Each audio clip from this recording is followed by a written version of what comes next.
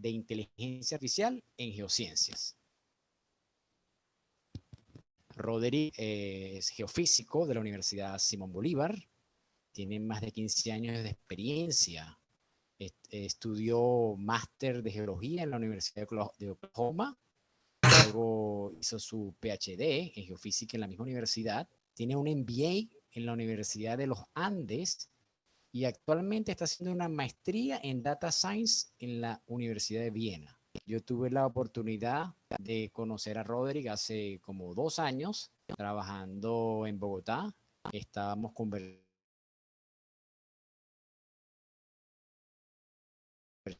Él decidió, luego de venir todo esto de la pandemia, retomar sus estudios y está actualmente allá en Viena haciendo sus estudios. Roderick, en nombre de la SOBG y todos los colegas, queremos darte las gracias por venir a compartir.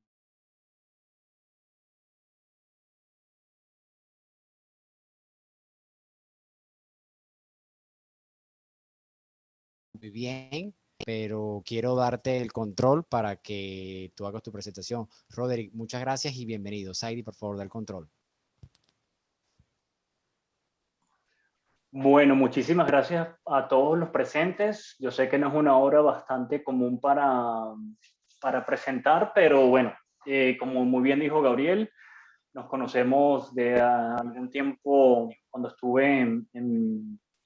coincidimos en Colombia y sí, actualmente me encuentro en Viena estudiando una maestría en Data Science y bueno, para mí es un placer contribuir y compartir un poco con ustedes el poquito que la vida me ha dado la oportunidad de aprender y bueno, sería un placer ayudarlos y compartir con todos ustedes. Déjame ver dónde es que está esto. Aquí está ya. Compartir pantalla. Ok. Ya ven todos mi pantalla, ¿cierto? Sí. Sí, pero esto se va a saltar para acá, ya va. Stop screen. Share screen.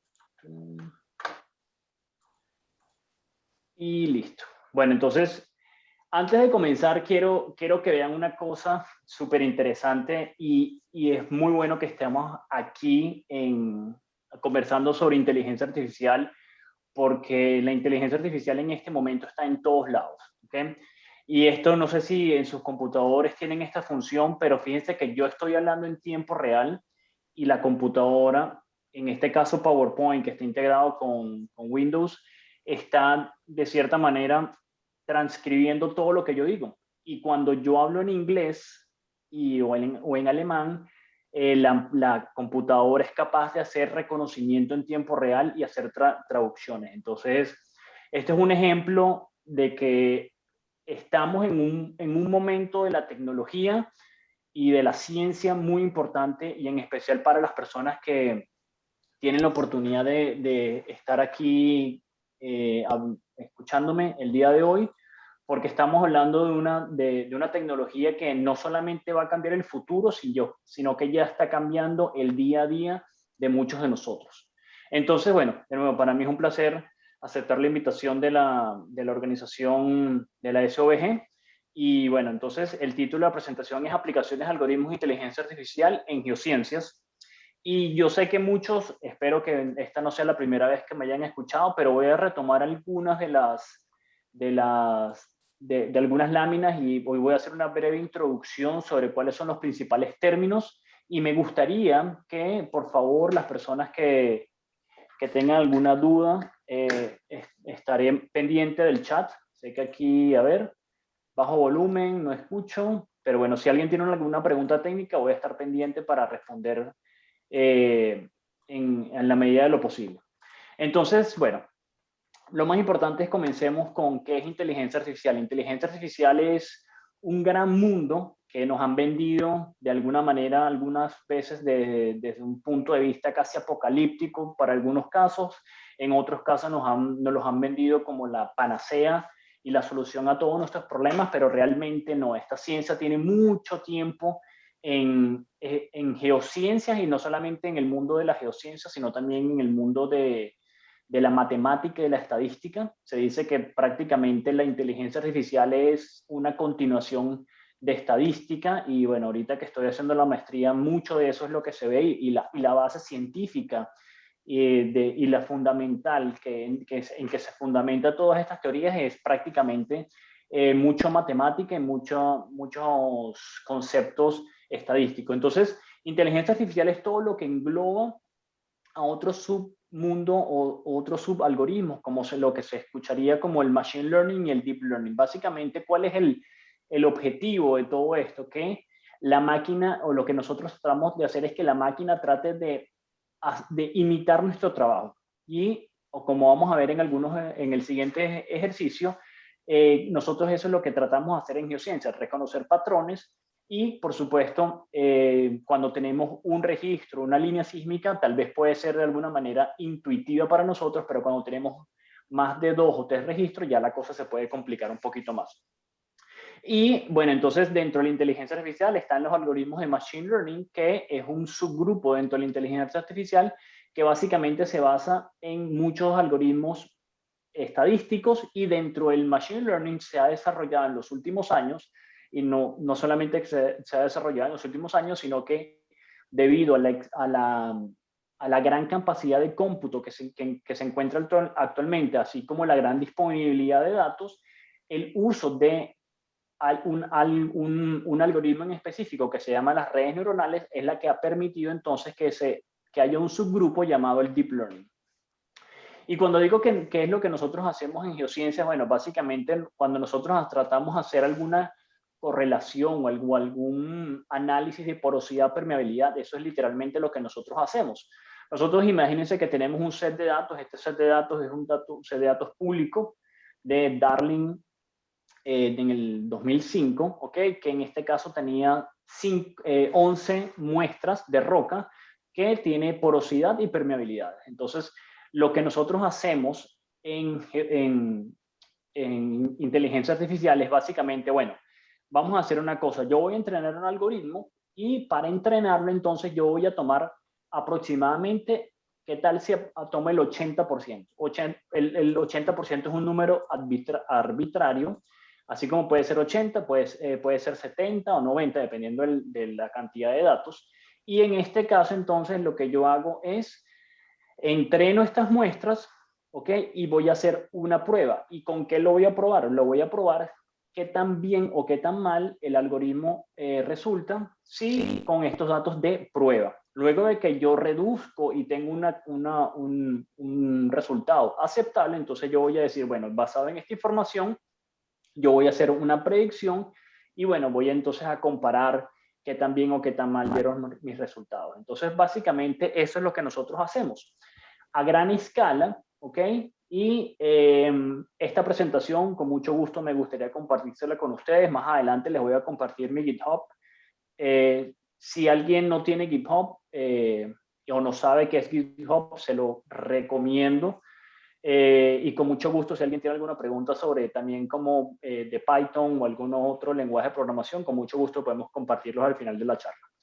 Y quisiera entonces compartirles y que tengan este set de datos como referencia. Y también los digo porque yo sé que muchos de ustedes están en una etapa de su educación que necesitan hacer una tesis.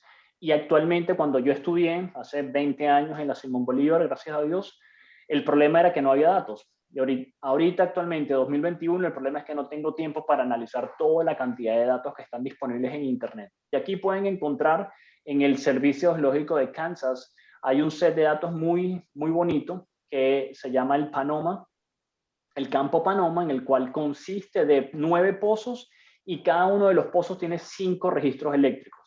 Entonces, esta persona, estos datos, yo traté de replicarlos y estos datos se les aplicó diferentes algoritmos que más adelante vamos a hablar un poco de ellos, pero puede ser el Support Vector Machine, Gaussian Processing, Random Forest, redes neuronales, KNN o Nearest Neighborhood, árboles de decisiones o regresión logística. Y lo que quiero que vean es que en este set de datos estamos hablando de una clasificación supervisada. ¿Y por qué supervisada? Porque yo, o en este caso el set de datos ya contenía el resultado. O sea, yo no estaba descubriendo el agua tibia, pero ¿por qué yo estoy utilizando este set de datos? O en este ejemplo muy específico, porque el objetivo es comparar los resultados de todos estos algoritmos con, digamos, vamos a decir que la interpretación de un experto petrofísico que se tomó la tarea para decir que esta roca es anaranjada o esta roca es verde, lo que sea, fue un trabajo detallado por un ser humano. Y estos resultados fueron obtenidos eh, por un algoritmo. ¿Okay? Entonces, por supuesto, no hay un resultado totalmente perfecto. ¿Ok? Si da perfecto, es sospechoso. Entonces, también es importante tener eso en cuenta. Y entonces, y eso tiene que ver porque si nosotros obtenemos, cuando nosotros hacemos el entrenamiento y hacemos la prueba y el resultado es prácticamente 100%, el algoritmo sufre de algo llamado que es inflexible. ¿Y por qué es inflexible? Bueno, porque entonces el algoritmo, cuando el algoritmo da 100% para este set de datos, pero si yo le incluyo un nuevo pozo, entonces el algoritmo puede que no se ajuste a esas variaciones que puede tener esos otros set de datos. Entonces también es por eso es que, como se dice en inglés, hay que tomar esto con un grain of salt, con un grano de sal, porque la idea es acercarnos a una solución, pero nunca llegar a esa solución 100%. Entonces, bueno, y también quiero, antes de seguir hablando esto en detalle, quiero que vean una cosa. Lo que uno siempre tiene como geocientífico es decir, bueno, nosotros hicimos esta correlación o estos análisis con 9 pozos. Bueno, ¿qué tal si imprimimos uno? Tenemos que adquirir más pozos. Claro, pero, por supuesto, estamos hablando de que, no voy a entrar en detalles aquí sobre el tema, pero en nuestro mundo de geociencias, la perforación de un pozo, digamos, puede costar 500.000, $1.000.000. Entonces, cada uno de estos, en nuestro mundo, adquirir datos es un proceso costoso, a diferencia de lo que hacen, y por eso es que los grandes avances que han venido en inteligencia artificial están liderados por compañías como Google, como Facebook, como Microsoft, porque esta gente tiene la capacidad de adquirir datos de nuestros celulares, de nuestros computadores, etcétera, etcétera, etcétera. Entonces vamos a hablar un poco más en detalle sobre, bueno, qué se puede hacer en inteligencia artificial y cuáles han sido algunos de los avances que se han tenido. Y les digo esto porque desde hace mucho tiempo en geociencia nosotros ya conocíamos esto. No sé, espero que muchas de las personas que estén aquí sean muy jóvenes, pero cuando yo empecé a estudiar, estamos hablando en el año 2000 aproximadamente, recuerdo que había algo llamado StrataMagic, que era algo súper novedoso, el cual era lo último, o lo que, como se dice en Colombia, lo último en guaracha. ¿Por qué? Porque el objetivo era tomar el tope y la base de un horizonte, extraer esta ondícula y el algoritmo era capaz entonces de colorear esta ondícula y entonces una cosa es, este es el resultado que se obtenía. Entonces uno, ¿sí? Ok. Este era el resultado que se obtenía y entonces venía la fase de interpretación. Y por eso es que quiero que ustedes vean que esto es, los algoritmos de inteligencia artificial son herramientas para mejorar nuestra interpretación. Sin embargo, siempre o hasta ahora, la función del geocientífico siempre va a estar ahí. ¿Ok? Y para los que están todavía estudiando, quiero que vean que esto es simplemente una herramienta y que necesitan aprenderla hoy para poder ser más calificados en el sector laboral del día de mañana. ¿Ok? Entonces, bueno, continuemos con esto. Entonces, si nosotros obtenemos algo así, uno dice, ah, mira, pero es que esta ondícula tiene esta forma de esta morada, perdón, marrón oscuro, después tenemos esta roja, y después si uno hace un mapa, entonces uno podría obtener algo así, entonces ya uno empieza a hacerse la película y decir, ah, es que mira, que esto tiene una forma alineada, ¿qué tal si esto es un canal? Y entonces uno empieza a decir, bueno, pero es que este es un canal, y aquí están los levee deposits, y aquí está el centro del canal, etcétera, etcétera, etcétera. Pero entonces, como pueden ver, También nosotros podemos construir, vamos a mutearnos todos. Ok. Espero seguir hablando, sí. Entonces, bueno, nosotros también se puede combinar este tipo de análisis con algún otro tipo de atributo, como en este caso el atributo de curvatura, y entonces uno poder ver alineaciones. ¿Y cuál es el punto de esto? Uno puede decir, ah, mira, pero es que si yo perforé un pozo en esta zona, vamos a cambiar aquí, si yo perforo en esta zona, ¿dónde yo voy a colocar mi siguiente pozo? Ah, yo lo voy a colocar aquí. Y si yo por casualidad se perforó un pozo anteriormente y se perforó en una zona azul, entonces ya uno empieza a asociar y decir, ah, mira, pero es que mis reservorios se encuentran en esta forma de ondícula y bueno, ya uno empieza a combinar con diferentes cosas. Pero lo que quiero que vean que esto no es simplemente una herramienta adicional a lo que se puede hacer. Y por supuesto, entonces, poder extraer geocuerpos y hacer algún otro tipo de interpretaciones. Y esta charla está principalmente enfocada a estudiantes. ¿Y por qué lo digo? Fíjense, esto es una persona que conseguí por LinkedIn que hizo su trabajo de grado, creo que fue hacer una clasificación donde él era capaz entonces simplemente hacer un GUI bastante sencillo donde importaba los datos y entonces era capaz de clasificar facies y entonces poder exportar ya sea para imágenes o lo que sea, hacer modelos y utilizando todos esos algoritmos que él tenía o que muestra aquí. Entonces lo que quiero que vean que esto es para abrir los ojos, que esto es una posibilidad y que con las herramientas que actualmente existen, esto es algo bastante interesante y que puede ser un tema muy, muy chévere para algunos de ustedes. Bueno, entonces vamos a enfocarnos un poco sobre qué es específicamente el Deep Learning. El Deep Learning, como les mencionaba anteriormente, es una evolución, ¿ok? De simplemente de los algoritmos tradicionales de Machine Learning, donde se utiliza algo principalmente llamado una red neuronal. Antes de decirles qué es una red neuronal, lo que quiero que vean es que las redes neuronales se inventaron relativamente hace algún tiempo, pero debido a que actualmente tenemos una gran cantidad de datos, ¿ok?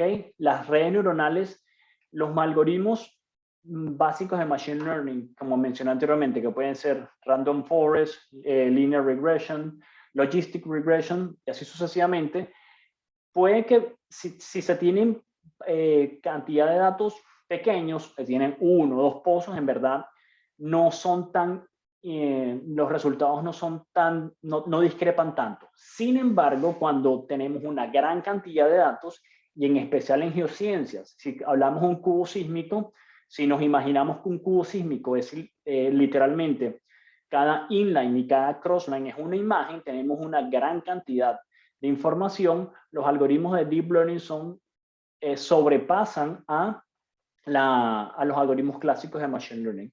¿Y qué se nos referimos con esto de las redes neuronales? Bueno, porque los científicos se han dado cuenta que lo que tenemos en nuestro cerebro son neuronas y las neuronas tienen esta forma. Y cada una de estas ramificaciones de las neuronas son las dendritas que se conectan entre cada una de ellas. Y lo que nosotros tenemos en nuestro cerebro es literalmente una infinidad de conexiones entre cada una de las neuronas, y eso es literalmente lo que está pasando en una red neuronal.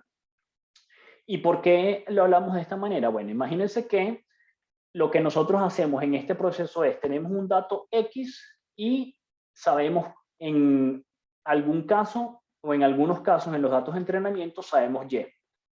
¿Ok? Y le decimos, vamos a hacer un caso bastante sencillo. Si yo sé que la temperatura en grados centígrados son 20 grados centígrados y yo sé que la temperatura en grados Fahrenheit es 4 tercios de no sé qué cosa, de una función, entonces lo que hace el algoritmo básicamente es, la máquina no sabe cuál es la función que asocia grados centígrados con grados Fahrenheit, pero la máquina entonces es capaz de, a través de, si la máquina obtiene, por ejemplo, si yo le meto 20 grados centígrados y me da 100, y ella va a comparar, hay algo llamado la función de pérdida o loss, que entonces, si me da 100 y yo sé que el resultado correcto es, digamos, 42, entonces la máquina va a hacer algo llamado backpropagation, que es literalmente corregir los pesos, que es parte de la función que multiplica dentro de la neurona, y poco a poco va a tratar de reducir ese error. Y vamos a ver más adelante algunos de estos ejemplos, pero imagínense que esto es básicamente lo que tenemos aquí, en una red neuronal. Por supuesto, estábamos hablando que en el ejemplo anterior teníamos solamente una neurona, ahora podemos tener varias capas, las cuales son, tenemos una capa de entrada, podemos tener una capa oculta y una capa de salida, y esto es lo que nosotros conocemos como que la red neuronal clásica. Sin embargo, cuando tenemos más de dos capas ocultas, es lo que se conoce como el deep learning. ¿Okay? Entonces, básicamente eso. Si tenemos en este caso 3 neuronas en el input, en la capa de entrada, podemos tener 3, podemos tener millones. ¿Ok? Entonces, ya esto literalmente hay muchísimos algoritmos, redes neuronales que tenemos, están en el orden de los billones de neuronas. Entonces, esto literalmente se salió de control en muchos sentidos, pero es parte del poder de cómputo que tenemos actualmente. Y cuando le digo que pueden tener millones, les voy a dar también un ejemplo sencillo, que más adelante lo vamos a ver con un caso de sísmica, que es, imagínense que tenemos esta imagen. Esta imagen, digamos que tiene 10 píxeles de alto y 10 píxeles de ancho. ¿Ok? Entonces tendríamos 100 píxeles. Entonces aquí tenemos 1, 2, 3, hasta 100 neuronas en la capa de entrada. Y lo que quiero que vean es qué es lo que hace que hasta hace poco no se sabía directamente qué es lo que hacían las redes neuronales o cómo pensaban las redes neuronales. Entonces, lo que pasaba aquí en las capas ocultas era relativamente algún misterio. Y qué es lo que los científicos se han dado cuenta, que las primeras capas, ¿qué es lo que hacen? Empiezan a detectar lo que se conocen como bordes. Bien, entonces la máquina empieza a decir, mira, pero es que aquí está negro, aquí está más opaco, aquí hay una línea, aquí hay una línea. La siguiente capa, esta, digamos, entonces empieza a asociar estos bordes. Mira, pero es que este borde tiene una forma circular. Esto tiene una forma circular, esto también tiene una forma circular.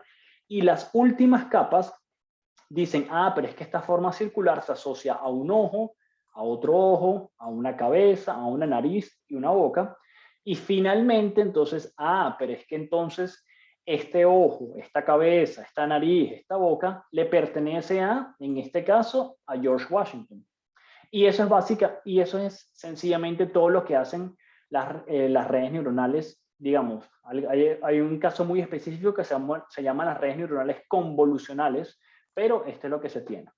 Y las redes neuronales, esto es lo que hacen. Entonces aquí tenemos en este caso esto puede ser una imagen, ¿ok? Puede ser una imagen, sin embargo esta imagen tiene este valor 3 aquí. ¿Por qué? Porque puede ser red, green and blue, que son los 3 colores fundamentales que tenemos en las imágenes, ¿ok?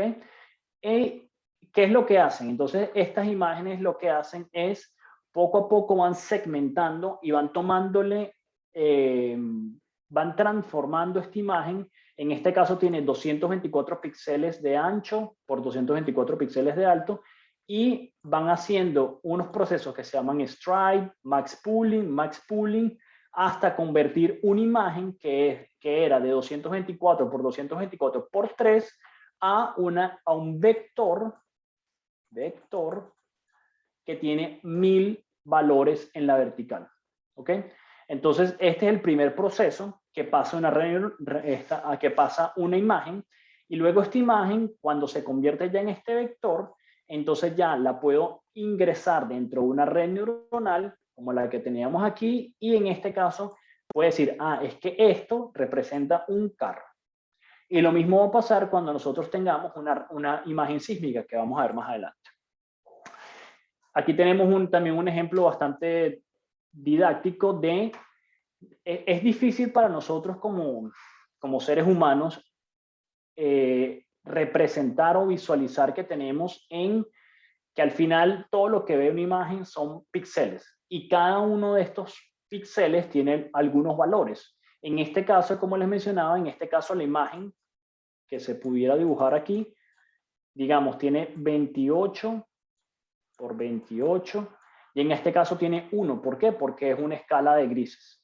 En el caso que tuviéramos una imagen tridimensional, tuviéramos 3 imágenes de 28 por 28 y sería por 3.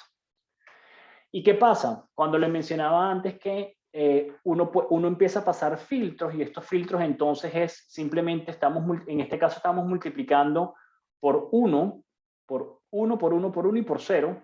Entonces el algoritmo lo que va a hacer es reducir una imagen que antes tenía 6, que era de 6 por 6, ahora la reduce a una imagen que es de 4 por 4. Y poco a poco la va a ir reduciendo. ¿Y qué pasa con estos algoritmos?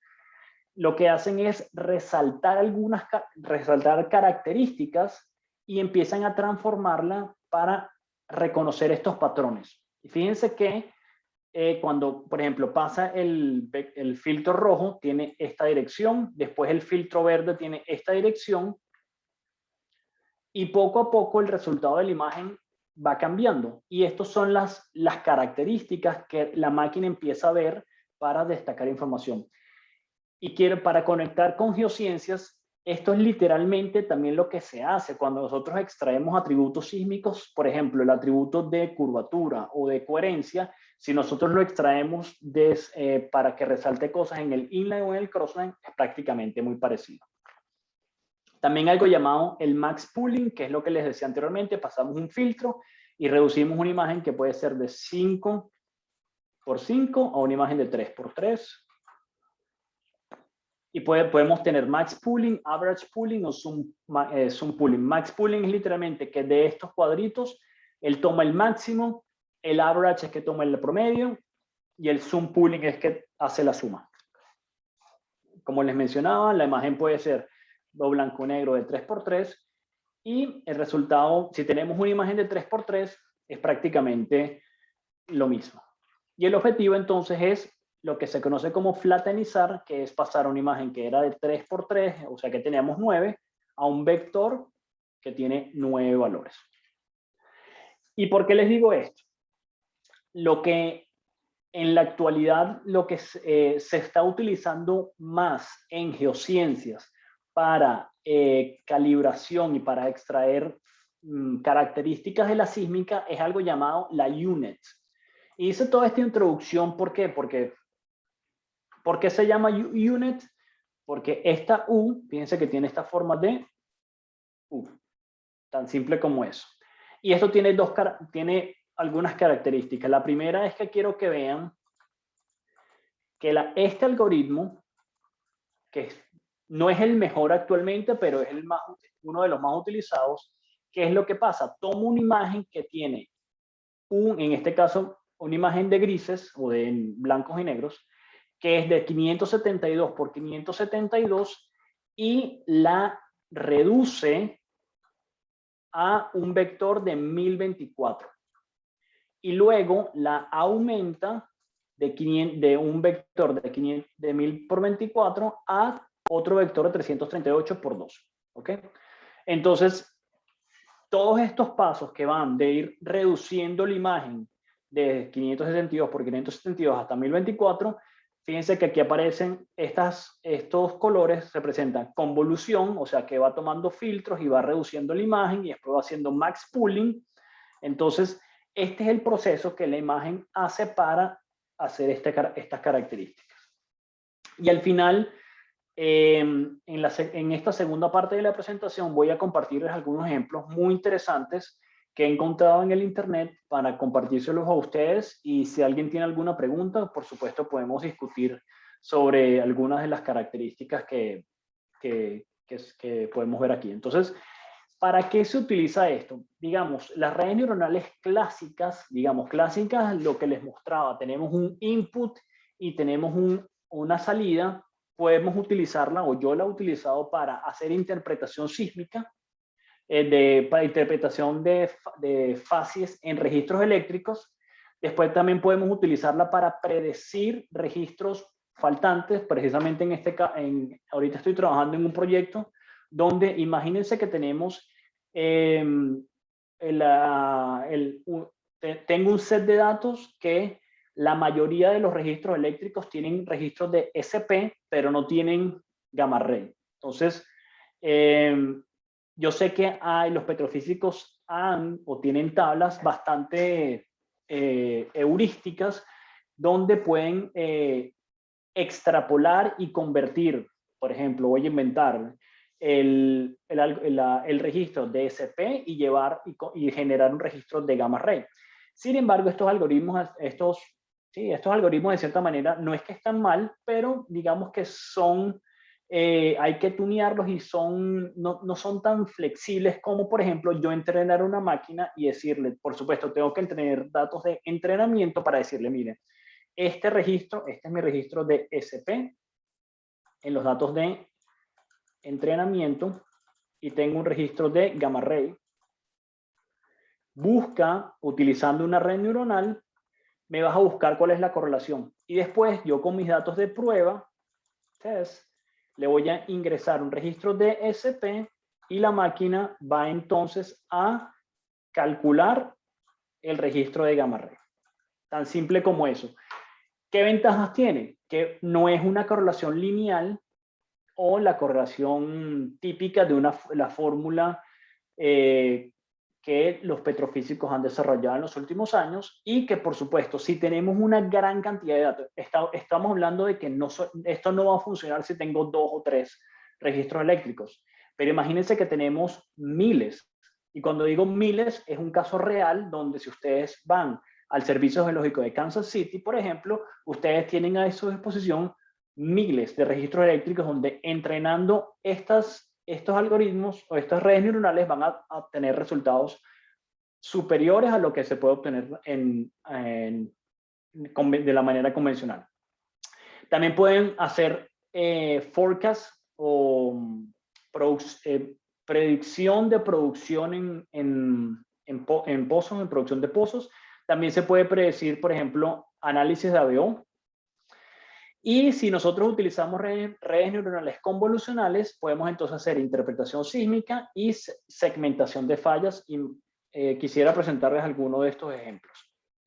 Entonces, para los que están aprendiendo en geociencias, yo sé que esto hay que aprenderlo porque también hay que saber interpretar de forma manual y sacarse su callo haciendo y analizando todo este tipo de cosas, pero les digo que la máquina en estos momentos es capaz de hacer interpretaciones superiores a lo que puede realizar un ser humano, por supuesto, y quiero ser enfático en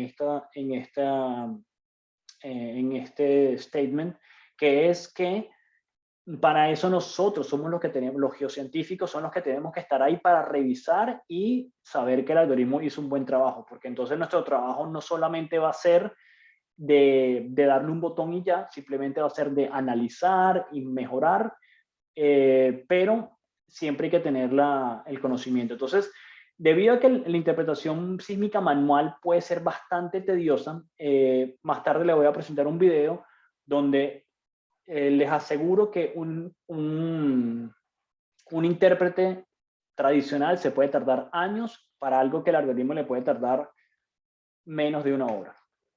Y en este caso, creo que...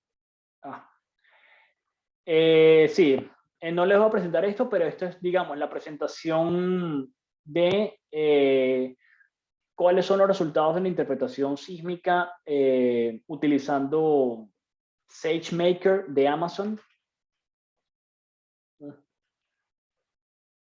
No,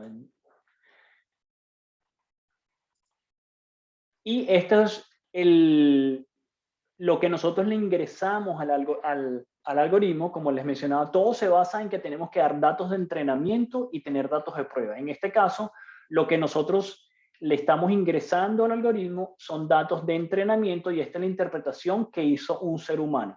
¿Ok? Entonces, es lo que se conoce como una máscara y en este caso, el resultado, dividimos los datos de entrenamiento y los datos de prueba y la predicción es esta. Y fíjense que es bastante parecida a lo que obtuvimos anteriormente. ¿Ok? También también hay otras aplicaciones, como por ejemplo, fíjense que aquí tiene este mismo muchacho, creo que tuvo una pasantía con Schlumberger, y fíjense que para los que son conocedores del software Petrel, hay algún algoritmo que se llama ant-tracking, que lo que hace es literalmente afinar los resultados de la interpretación del volumen de fallas o de coherencia de coherencia. Y fíjense que los resultados del Convolutional Neural Network, fíjense que el nivel de relación de las fallas es muy superior a lo que se obtiene con un algoritmo normal. Entonces aquí también les dejo el link para que ustedes lo puedan ver. Utilizando también UNets, en este caso de OpenDetect, lo que hicieron fue agarraron un set de datos tradicional, un volumen sísmico, le quitaron en este caso le quitaron el 16% de las trazas y luego entrenaron una red neuronal UNet y le dijeron completa cuáles son las trazas que faltan. Y fíjense que los resultados son literalmente extraordinarios. Y lo mismo se puede hacer, imagínense que tengan dos volúmenes, no necesariamente contiguos, pero sí en una zona, entonces también se pueden extrapolar estos conocimientos a volúmenes que el algoritmo nunca ha visto. En este caso, bueno, se hicieron lo mismo. Aquí tenemos el resultado de la sísmica original, aquí cuando le quitaron los resultados y el resultado de la interpretación del algoritmo. Entonces fíjense que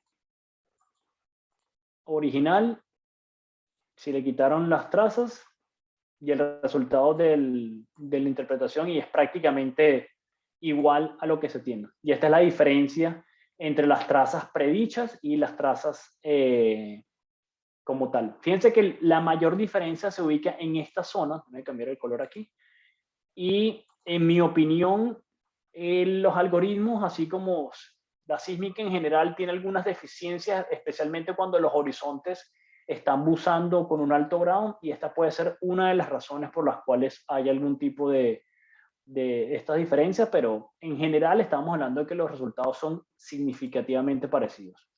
Y también se puede ver el caso en este caso tenemos, cuando se tienen huecos en la sísmica, sobre todo en las secciones superiores, debido a que, no sé, pasó un río, hay alguna ciudad, lo que sea. Fíjense que esta tecnología es es una solución para rellenar estos huecos. Y este es uno de los videos que les quiero mostrar porque es impresionante.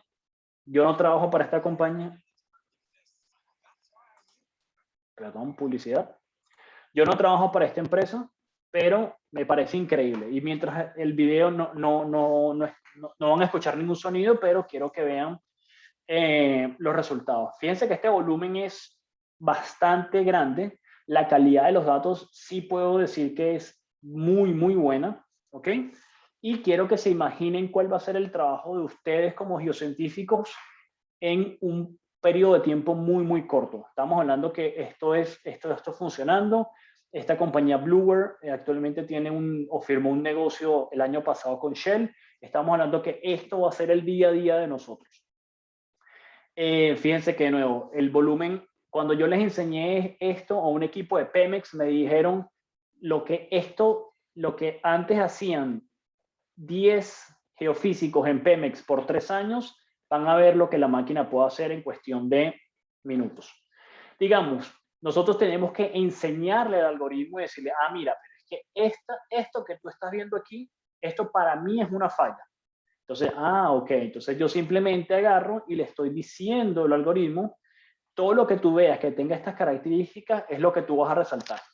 El algoritmo entonces no necesariamente uno tiene que interpretar todas y cada una de las fallas o de delimitar todas estas características que vemos en la sísmica.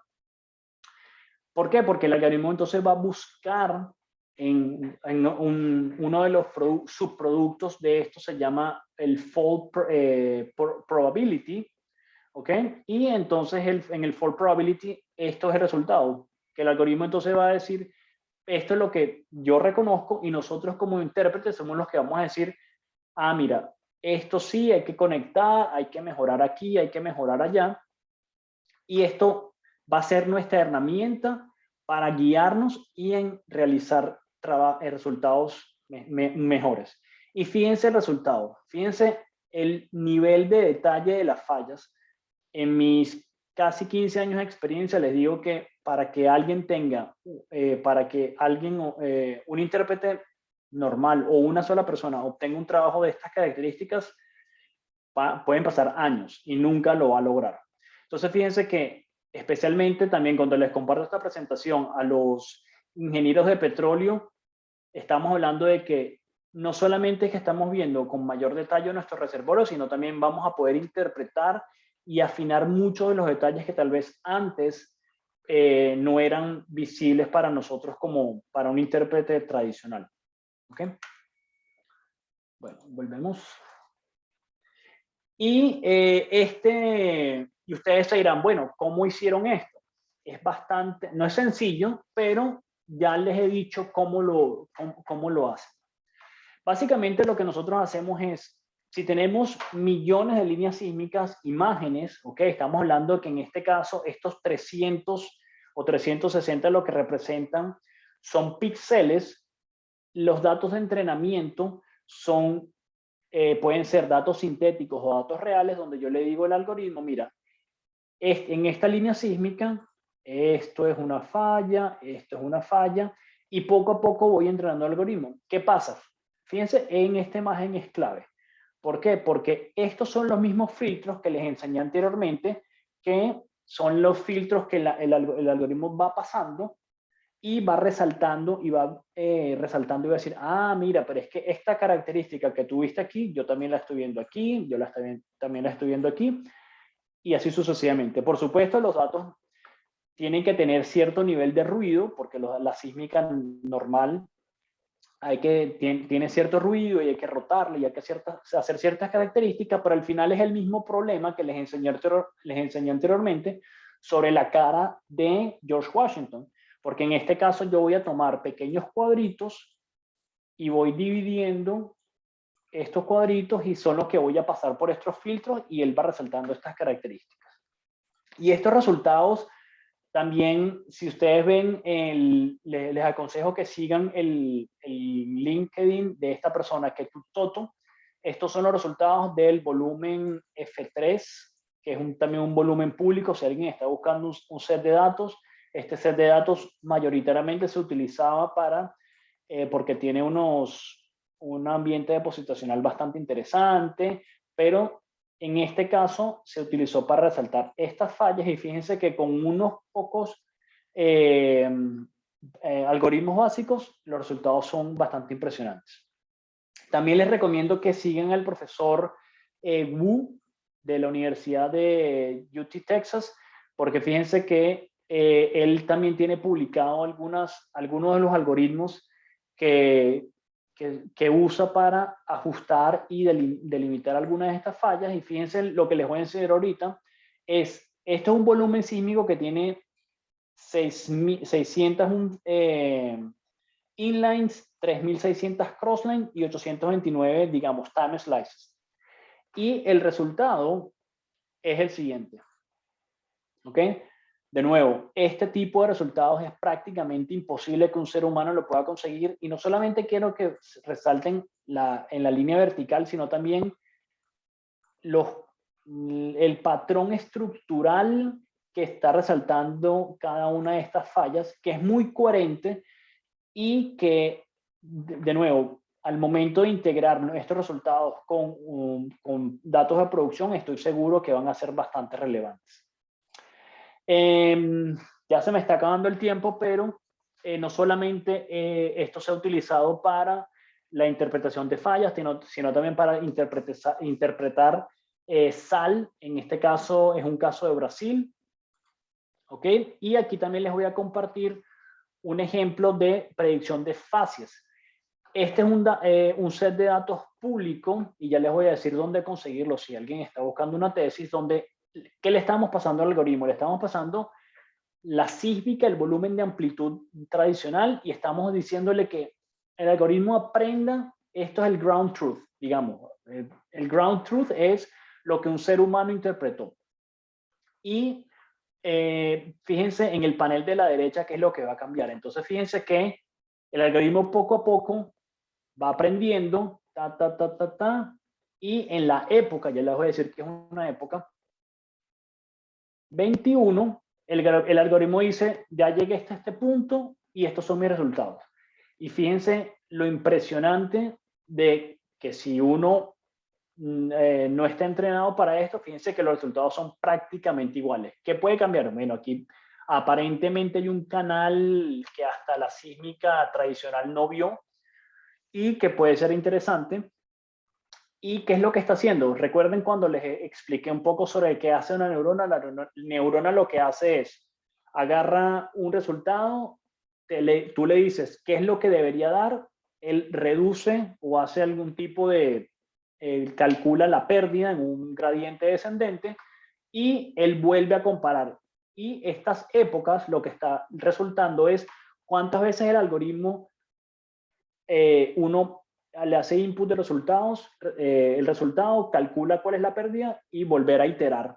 Y lo hace 21 veces. Y en este caso, de nuevo, lo hizo espectacularmente bien. Bueno, se me está acabando el tiempo, pero quiero dejar algunos links de interés. Si alguien quiere trabajar para detección de sal, hay gente que se ha ganado hasta $100,000 esto fue hace casi 2 años ya, donde el objetivo era resaltar, hacer segmentación. La segmentación prácticamente es literalmente decir, en este caso, dónde está la sal y dónde no.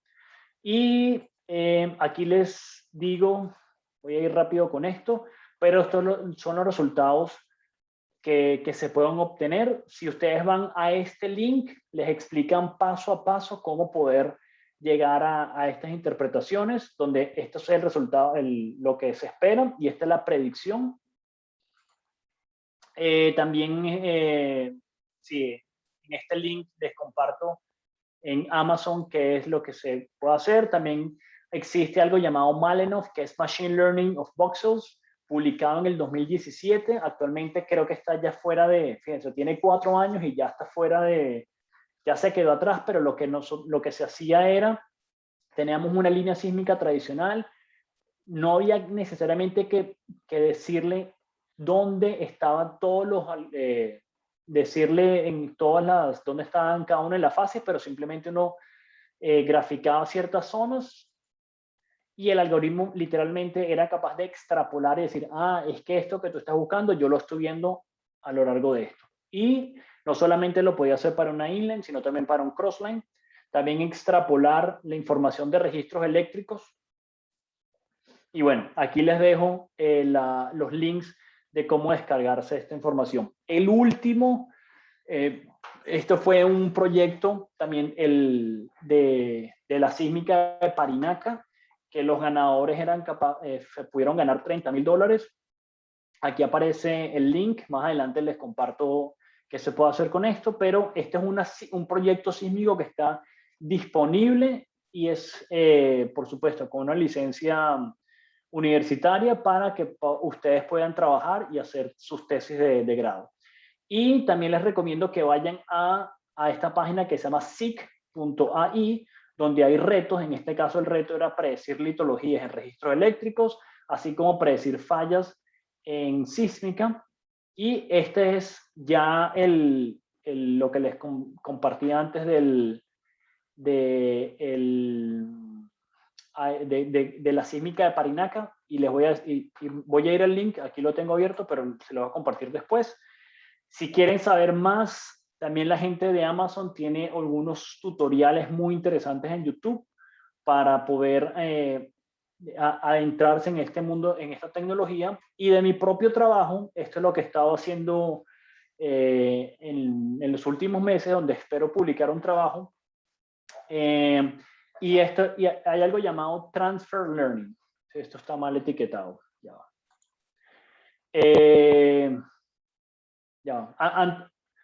Antes de ir a lo que les iba a presentar, si ustedes se van a esta página, que les voy a copiar el link aquí, ¿ok? Fíjense que aquí aparece la información de qué es el set de datos de Parinaca con las facies, y fíjense que entonces aparece la descripción, qué significa cada una de estas cosas, como el volumen de datos en amplitud y el de las facies. Pero ¿qué es lo más interesante? Si ustedes quieren, cuando dice participar, es que ustedes pueden contribuir en esta comunidad científica. Ustedes pueden ir a Notebooks, que son los cuadernos, y si ustedes se van a Notebooks, entonces aquí aparece quién se ganó el primer trabajo, y ustedes pueden ver cómo lo hicieron. Si ustedes están buscando una tesis y quisieran trabajarle a esto, bueno, entonces ustedes se van, aquí aparece la persona que ganó, ¿ok? Y pueden ver cómo lo hicieron. Creo que también hay uno, ok. Si hay algunos de estos cuadernos que dicen Open in Colab. Colab es el cuaderno de Google para hacer, ustedes no tienen que tener una máquina súper poderosa, solamente necesitan internet. ¿Por qué? Porque entonces aquí le explican cómo poder importar la sísmica, hasta poder calcular registros, pueden calcular sus atributos sísmicos, ¿ok?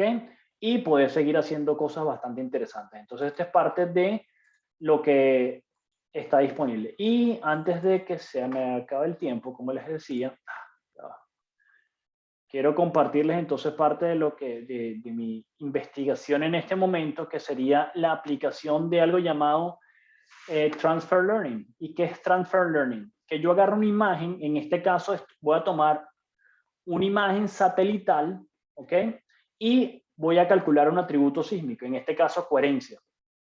Y lo que estoy haciendo es, agarro la imagen de coherencia y yo digo, bueno, porque uno de los grandes retos es cómo explicarle a una persona que no conoce de geociencias, a un ingeniero de producción o de petróleo, qué es lo que nosotros estamos viendo en el subsuelo. Entonces lo que hago es, agarro este atributo de coherencia y le digo, estas características, yo sé que en algún momento representaron canales, y en este caso los canales lucen como esta imagen satelital, y el objetivo entonces es poder extraer las características de la imagen satelital y poder llevarla y plasmarla en el atributo, en este caso de coherencia, y estos son los resultados de la imagen. Por supuesto, no son perfectos, pero es parte de lo que estoy haciendo en mi investigación. Y también, aquí también les dejo el link de esta persona que se llama Johannes Nuara, que tiene un cuaderno bastante interesante, donde es cómo hacer predicciones de registros en este caso de sónico, en el set de datos de Wolf. Y también les dejo este cuaderno y este artículo bastante explicativo de cómo hacer clasificación de facies a través del algoritmo de K-means. Espero en los próximos, ahorita cuando termine o mañana en la mañana, subir esta presentación a mi GitHub, y lo hago con el objetivo de que primero ustedes tengan GitHub, ya que es la mejor herramienta que pueden tener para exponer su trabajo. Mi GitHub es simplemente, me pueden buscar por mi nombre, Roderick Pérez, y tengo una carpeta donde voy a poner esta presentación, entonces ustedes la pueden descargar sin ningún problema. Y adicionalmente, ya para despedirme, entonces, quisiera entonces invitarlos al próximo ICE, que es el International Conference and Exhibition de la AAPG, que se va a realizar en Cartagena de Indias entre el 19 y el 22 de abril del año entrante. Y en este ICE, por primera vez, se va a tener una sesión técnica de inteligencia artificial en la cual soy el director o el presidente o el director de la mesa. Y estos son los temas que ustedes pueden enviar su artículo técnico. Si alguien tiene alguna pregunta de, mira, tengo problemas o tengo esta idea, por supuesto me pueden consultar a través de mi LinkedIn. Es la mejor forma de contactarme. Mi nombre no es nada tradicional, entonces con mucho gusto entonces podemos conversar y me pueden tener en contacto. Entonces, bueno, muchísimas gracias por su tiempo y bueno, gracias Gabriel, gracias Ivy y al equipo del SOG por la invitación. Si alguien tiene alguna pregunta, bienvenidos.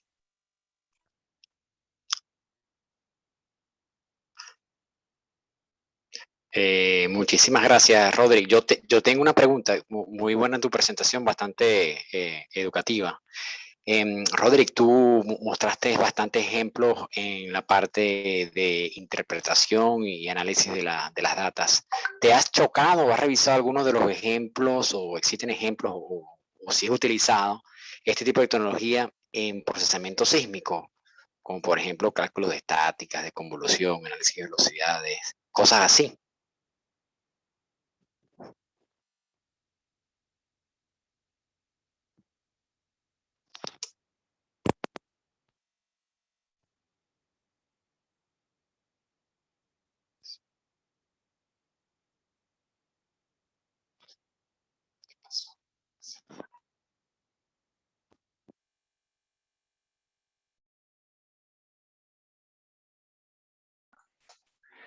Perdón, creo que no estaba en mute.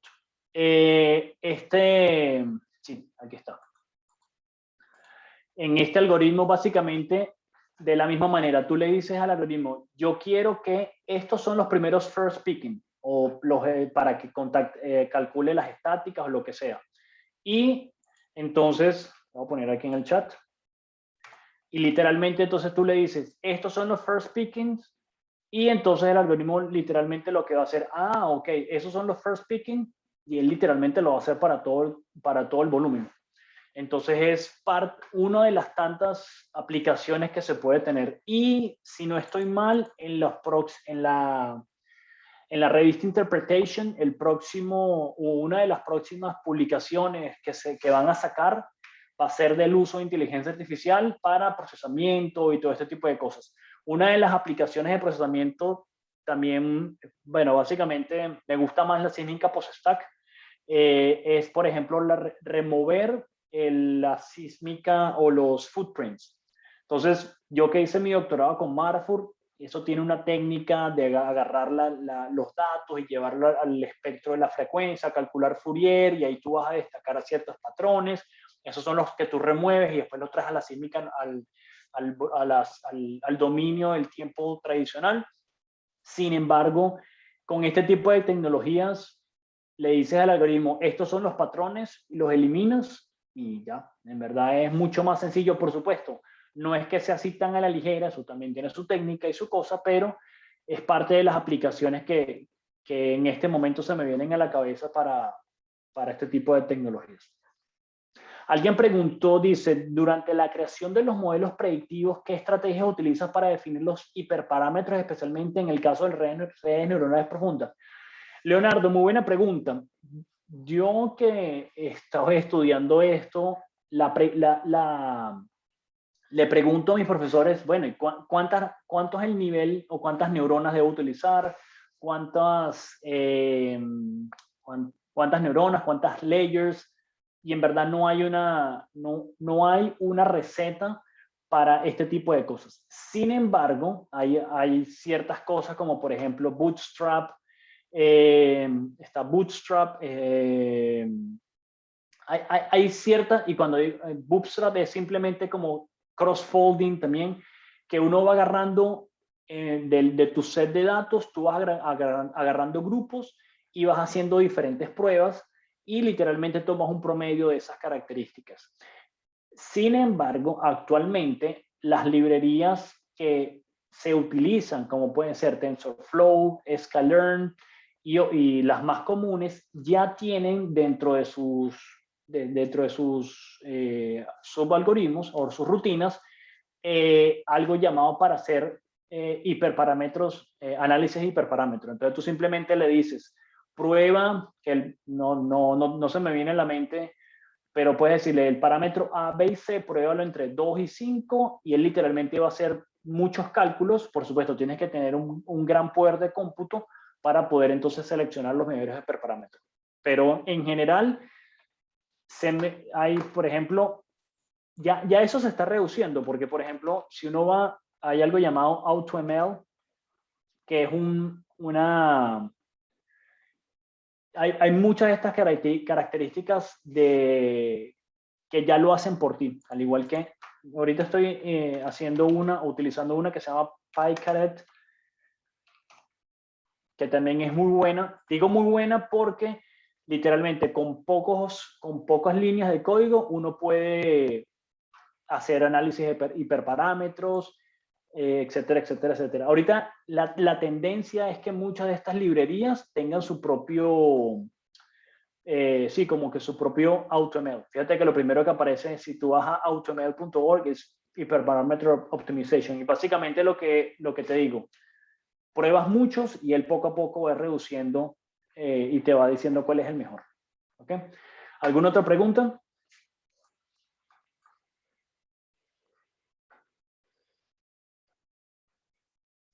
Gracias a ti, Leonardo. Bueno, son las 3:10 de la tarde. A menos que haya otra pregunta, quiero, bueno, personalmente agradecer a Roderick, en nombre de la SOBG, Roderick, por hacernos esta presentación tan educativa, todas las personas, todos los colegas. Una última pregunta. ¿Hay alguna oportunidad de que algún estudiante de pregrado te contacte por si acaso tiene interés en que tú lo guíes en algún trabajo de tesis de esto? Claro, por supuesto. Sí, con mucho gusto. Aquí de nuevo me pueden buscar. Esta es mi página en LinkedIn, donde es la mejor forma de contactarme. Me escriben y con mucho gusto podemos hablar si tienen alguna pregunta del set de datos.